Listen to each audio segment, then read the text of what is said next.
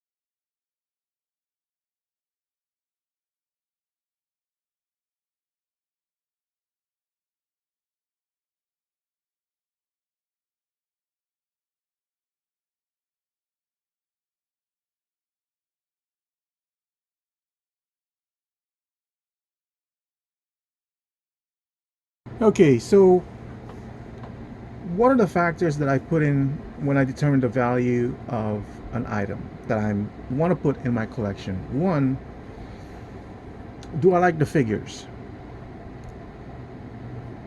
For this, I did not. When it first came out, there were a lot of stuff, a lot of complaints about loose ankles, unable to stand. These figures did not come with their own display stands. And the only figures that I actually bought from this line is the Joker.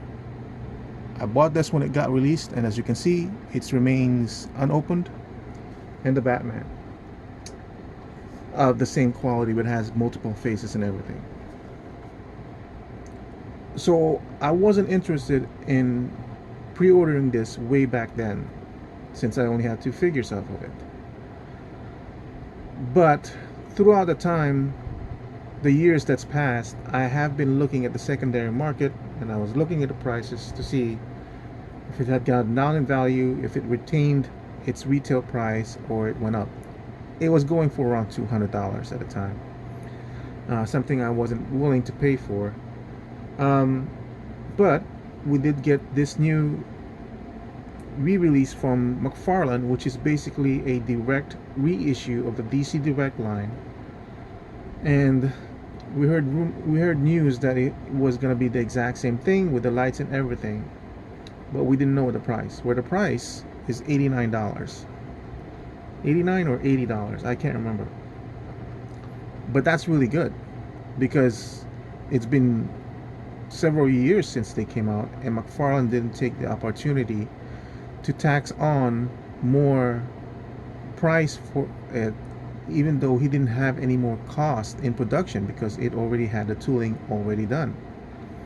So for $80 for a price for a vehicle of this size and the lighting, it just really wasn't a brainer, even though I don't have any room for it and I only have two figures to support it, and I'm not going to be buying the new McFarlane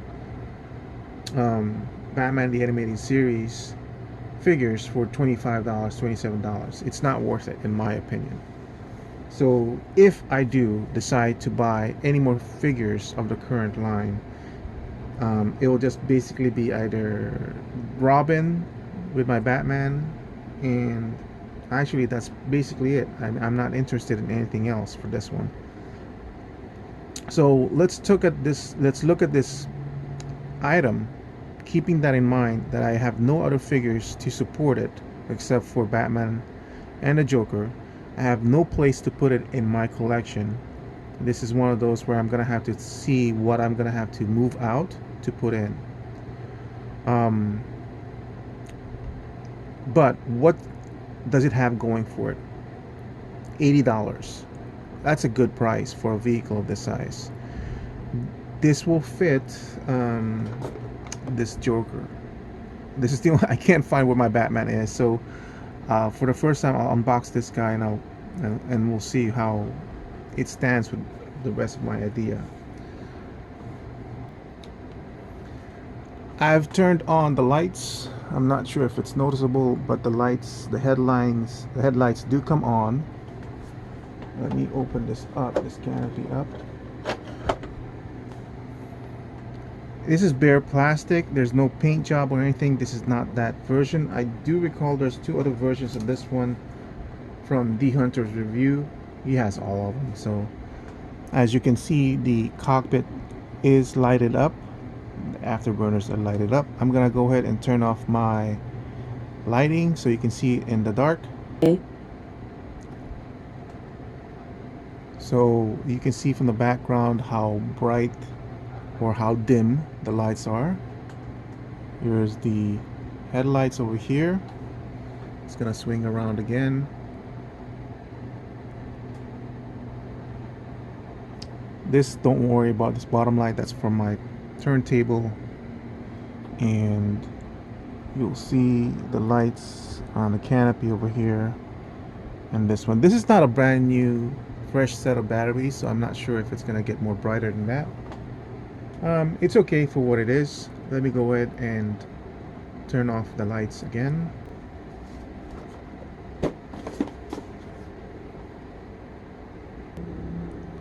So if you guys are interested, this is what comes with a $45 figure, which I bought a long time ago. I don't know what the price of this is now on the aftermarket, but as you can see, it comes with 7 extra heads, including the one that's on there, a replaceable jacket so you can have a full purple Joker figure. There's rubber ducky, 2 guns, and a stand, and a lot of hands in the back. $45, that's pretty good value for what it is right now. I mean, back then $45 was kind of expensive, but now at what we're paying for with G.I. Joe Classifieds Deluxe and McFarlane figures at $30, and it's only got like 2 hands, you know, it's kind of ridiculous. But I went ahead and brought it out just to see how a figure sits inside here, and this is the first time I'm actually messing around with these figures. As you can see, this thing is like really tight. Freaking A. It's almost like it's the wrong angle for, wow, super tight, almost like breaking to the point. This one's reversed, and when you're twisting this, you can feel resistance coming from those pegs. Even when I was putting this on, that I'm afraid it's almost gonna break. It's that, see how it's twisting back? It's that kind of a resistance. I just see, basically it's not twisting inside. I'm almost afraid this thing's gonna break. That's what I was hearing on these figures. So I'm not gonna force it any more than that. This is just not fun to play with. But let's see how he comes inside.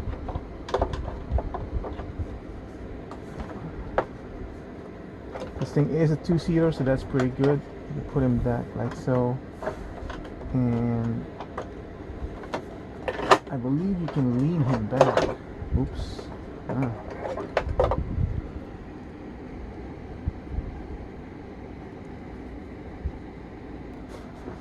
Okay, as you can see the inside over here, here's the stretchable strap, and actually straps on to a spot over there.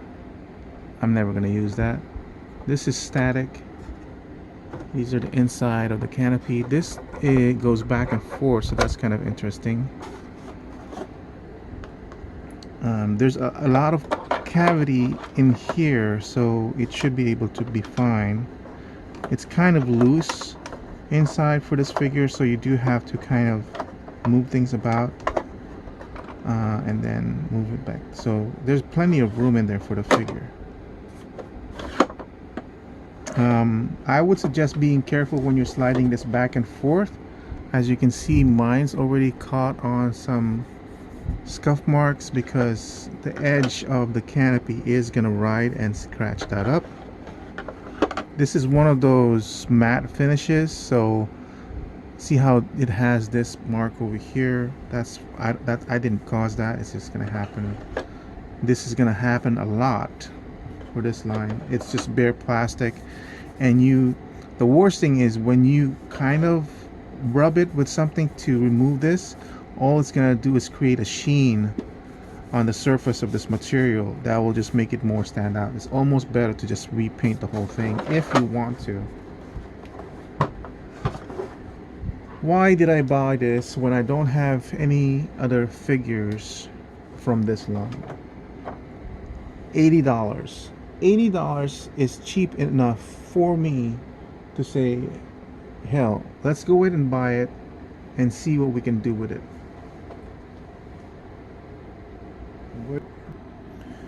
We know that we have the McFarlane 1989 Batman. We know the tumbler was released from McFarlane. I did not purchase it. I'm not interested in pre-ordering it. I believe it's out of scale. Well, it's in scale to a 7-inch line, but it's out of scale to the 1989 Batman. It's much too bigger. I ordered a different one, a model kit, which I hope is going to be much smaller, much more to scale. So the first question is, how does it fit with the 89 Batman? This is a Mezco. This is not a McFarlane figure. So my plan is to build a garage of Batmobiles. Even though this is from the animated series, it still looks pretty good. There's a good continuity to the design. So looking at this, here's them foot to foot. There's a difference. This is taller, but like I said, there's a lot of give in there. This thing is hell to move to. Oh, this is the one that actually has a working hip. If you know my history with Mezco's, this Mezco Batman, this is the one that broke my trust on Mezco, but you know, that's a different story. So let's see how he goes inside.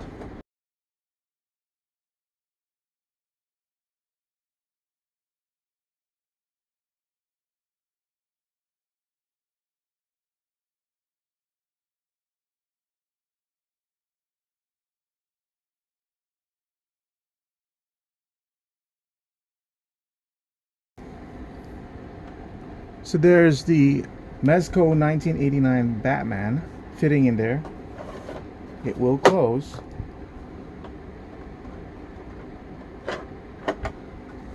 You do need to put the bat ears underneath there, just like it is with the 1989 McFarlane Batmobile. I'm gonna pull him out so you can see that he's just sitting in there straight. I didn't need to bend his knees unnaturally to make it look like, you know. So, and this is with the cape on, by the way. So there's a lot of bulk in this cape, and that's how he's sitting inside. So technically, if you really want to, I don't want to remove this cape though. So if you really want him to fit much more snugly in there, if you take off the cape, so it's not having, look at all this bulk that was in there. So, and as you can see, even just by standing on the side of the vehicle, actually looks pretty good. There's a good design for this vehicle, and the tires are kind of like a hard rubber as well. Honestly, if if I were to make this fit into my collection, a simple repaint in order to protect it from scrapping over here would actually make this whole thing much more fit or pop into a collection. So here's the McFarlane 1989 Batmobile with an upgrade from Ramen Toys. This is the CAG set. This basically just pops on. The CAG set is going for $19 plus shipping. I think it ended up being $30. Still worth the value, I think. But as you can see, we all know that the Batman animated series got the design of this Batmobile to be somewhat related to the 1989 Batmobile. So there's a sense of progression from this car to that car that we can just kind of see. So that's the reason why I bought it. Definitely much more sleeker. I kind of thinking this one much more simplified, but definitely there's a relationship between the two. So I think it works perfectly. I when when this thing came up, I went ahead and bought this from Walmart. It was at this point now, because this thing has been sitting there. It's I think I got it at a 10% discount.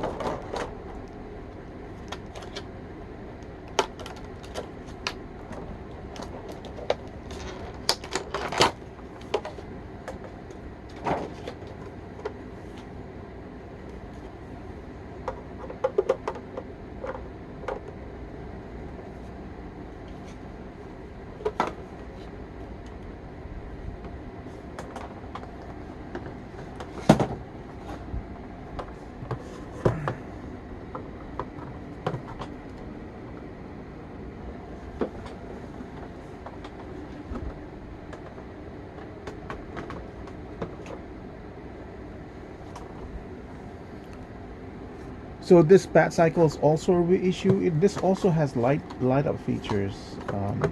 This is the first time I've opened it.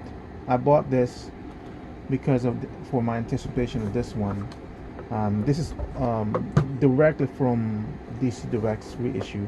If you guys weren't familiar, you can actually flip this over. If you want to use this pattern for your display and do it like that. So my question to you guys is this. This is a direct reissue from the DcDirect. The aluminum mold that was used to produce this was already done from DcDirect. All McFarlane had to do was take over the molds, find the company, print out these new production pieces. That's why this is $90. He didn't have to do any more of those. All he needed to do was probably buy the aluminum molds from DcDirect. He didn't have to design it or anything like that, right? That's why he was able to produce this at a good price. Same as this one. So the reason I bought this is to create a line of Batmobiles and vehicles that basically would support a smaller line, which would be the Batman 89 Mezco, maybe even and maybe the Batman animated series, Batman and Robin, and just the Joker. This is not meant to create a collector line for me that would support the 7-inch line. That's why I'm not purchasing his tumbler. It's way too big for the scale of what I want. I'm really hoping that the Batman Forever Batmobile that he just showed right now would kind of fit in the scale of this one rather than the tumbler. The tumbler fits a 7-inch scale figure, and I'm almost afraid that the new one that we're getting, the Batman Forever Batmobile, might be in that scale as well. We'll have to check and see. Also depending on the price that he's offering for it. But yeah, like I said, I'm getting the tumbler from a different company that I feel fits the line scale more, or this scale more. And you really can't beat a $90 figure or $80 figure for the price of this one. It's really not much of a question whether you want to buy it or not. It's just, for me, it's just a no-brainer for me. So that's it for my review of the McFarlane / DcDirect reissue of the Batman animated series Batmobile for $80. This is really a good value. You're not going to be able to get this price for on the secondary market. Will I get the Batwing if he offers it? No, I don't think so. It looks cool, but I don't know. There's just no way. Even with this one, I'm going to be struggling to find a place for it. So if I remove my entire McFarlane collection from my collection space, then I'll have room for my vehicles, Batmobile vehicles, and so that's kind of my plan. That's it. Thank you for watching. I hope you guys enjoyed a little bit of my spiel, and I'll see you guys soon in the next review. Bye.